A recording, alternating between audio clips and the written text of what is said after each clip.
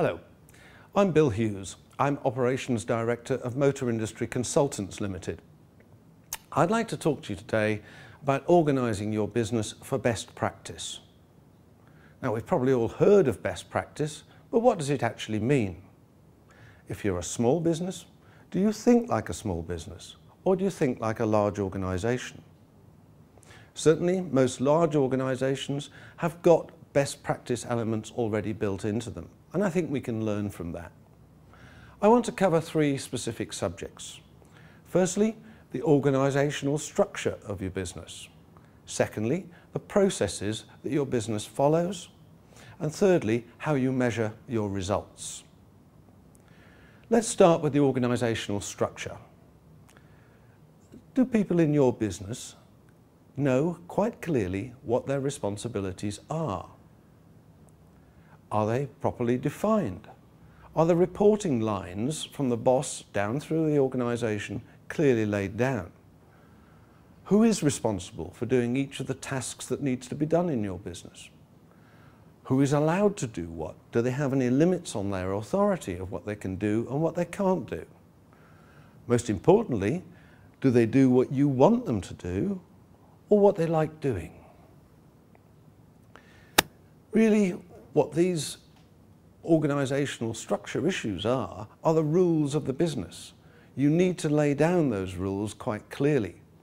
I think we all know that the rules of the game need to be laid down. Without rules, the game descends into chaos, and a business is exactly the same. People need to understand the rules, they need to know why they need to follow them, and they need to be encouraged to do so. And finally in this area, what if? What if somebody is not there? They're off sick or away for some other reason. Does somebody else know that they have to take on those responsibilities? Is that clearly defined? And most importantly, if you, the person who runs the business, is not there for any reason, is it going to stop? Or are people trained and correctly motivated to take over your role? I'd now like to talk about processes. Processes are basically how we do things around here. Do we have a proper system, or do people just use their own initiative to decide how things are going to be done? Now, the most successful processes are the most simple ones. Think very carefully about what processes your business needs. A process basically has an input and an output. Input could be something like a customer order, and output is you delivering something and getting paid for it. But the simpler they are, the more often people will follow them and the more successful they will be. In other words, if you can have the fewest possible steps from start to finish, the more successful they will be.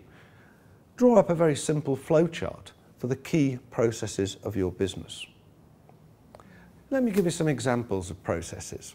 Firstly, spare parts. How do you order parts? How do you book them to the right job?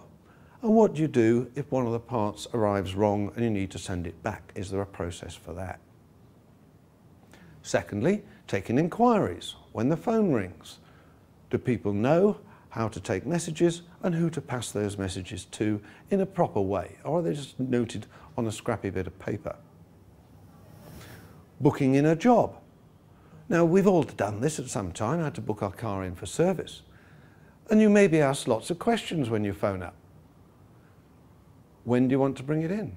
Is it a standard service? Or do you have any extra jobs that you want doing? When do you want it back? Now, you're asked all those questions, but lo and behold, when you turn up with a car, you're asked them all again. Does nobody write them down? Finally, checking work. When somebody does a job, does somebody else check it? Not only to see that the job's been done properly, but has all the work been done that the customer asked for? Have all the parts been booked to the job? Is there a proper cost analysis before the invoice is drawn up? So, we have our organisational structure, we have the processes of the business, but how do we measure how effectively they work? Well, what I like to use are what I call KPIs, Key Performance Indicators. Now, traditionally, KPIs have measured things like efficiency, productivity, profitability. But now, increasingly, they're looking at the soft elements of the business. Things like customer service. How happy are people with the service that you offer? How many times does the phone ring before somebody answers it? How many new customers do you get through the door from each marketing campaign you put out? Those are all KPIs, measures of particular activity in the business, and I'm sure you can think of a few more. So to summarise this area of best practice, what does it mean? Have the right structure in your business with everybody knowing what they're supposed to do. Have the right processes in the business. How are they going to do them? Thirdly, measure the results. Only by measuring and learning from the business and your mistakes and successes will you have continual improvement. Thank you.